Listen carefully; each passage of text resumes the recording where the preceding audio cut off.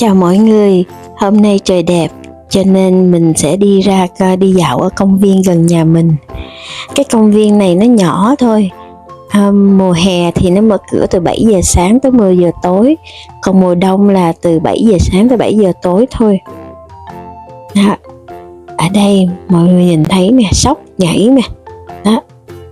Có con sóc nó đang chạy. Ở đây nhiều sóc lắm. Cây cối họ giữ lại cũng rất là nhiều nữa.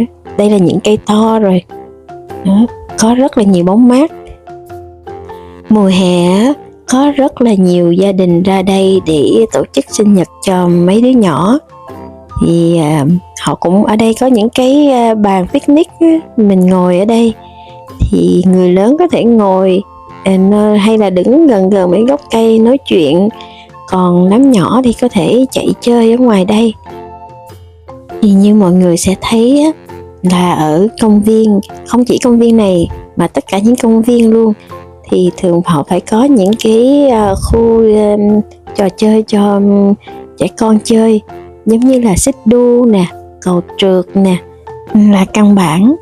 Còn ngoài ra tùy theo điều kiện của mỗi khu phố hay là mỗi công viên á, sẽ có những cái đồ chơi khác, như là đồ chơi trên nước chẳng hạn. Công viên chỗ mình thì không có đồ chơi nước, nhưng mà ở đây nó có một cái mô hình tàu hỏa nè, mấy đứa nhỏ nó hay lên đó nó chơi giả vờ như đang đi tàu hỏa hay đang lái tàu vậy. Còn đây là khu chơi cho những bé dưới 5 tuổi.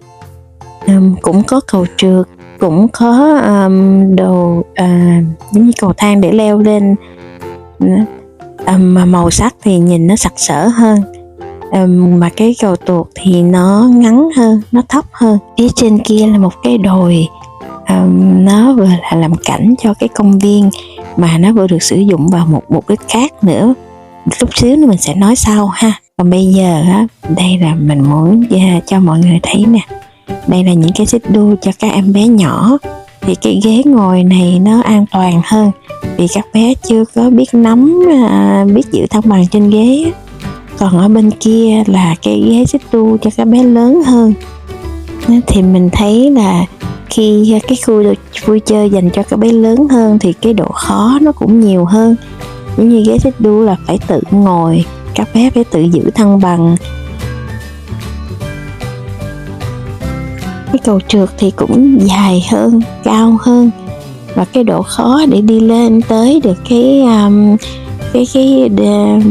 ở trên của cái cầu trượt để mà trượt xuống đấy, nó cũng khó hơn.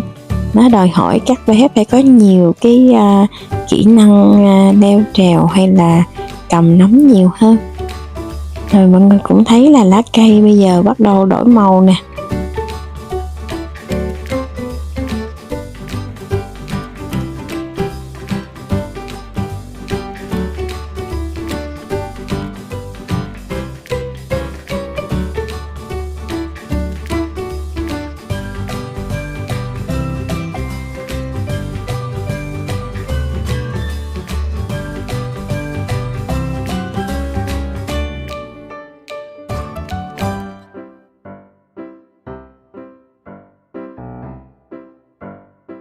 Phải nói là hôm nay trời rất là đẹp, nắng dịu dịu thôi, không có lạnh lắm nữa.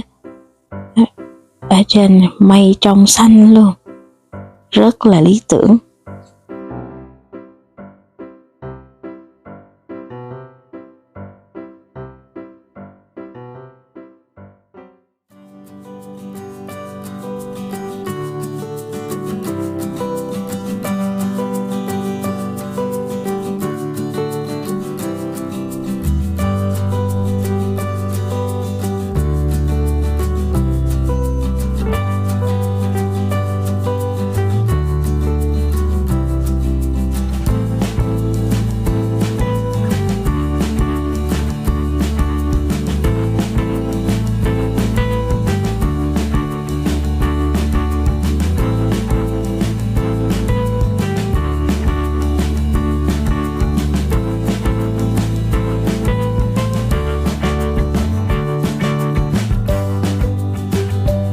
Này, để mình đưa mọi người để xem rõ hơn cái khung trò chơi của nhóm trẻ em này, là lớn hơn chút nè.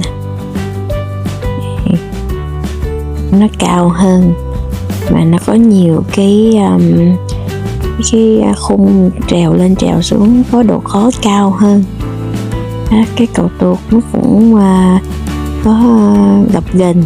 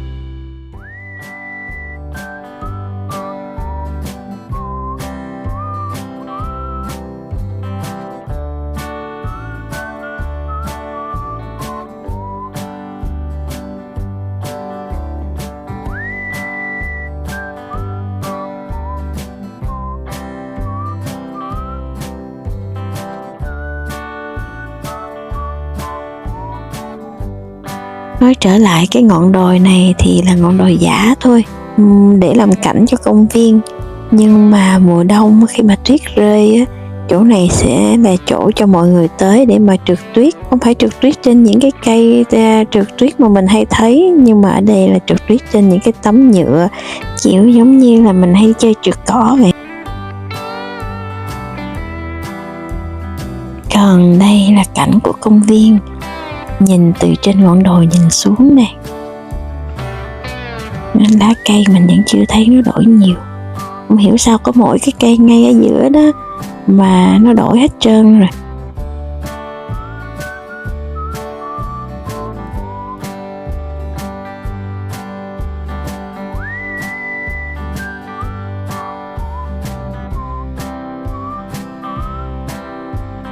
Đây kế bên cái công viên đó là một cái sân tập đá banh.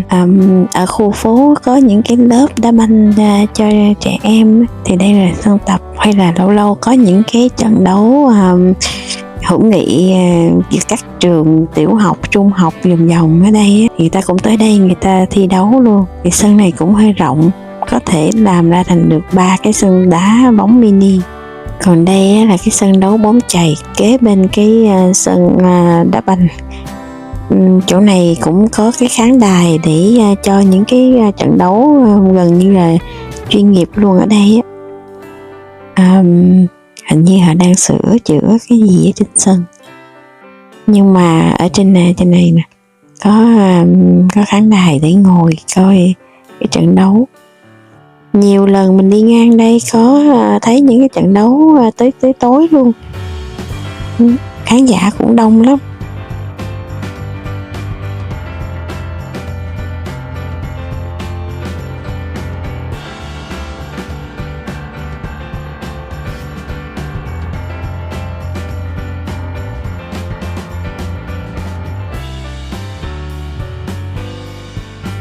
Phần này là cái parking, cái bãi đậu xe đó, vừa cho đi vô công viên chơi, hay là vừa qua sân đá banh, hay là sân bóng chày. Ở đây cũng có một khóm các cây rất là to, họ còn giữ lại trong cái cụm này.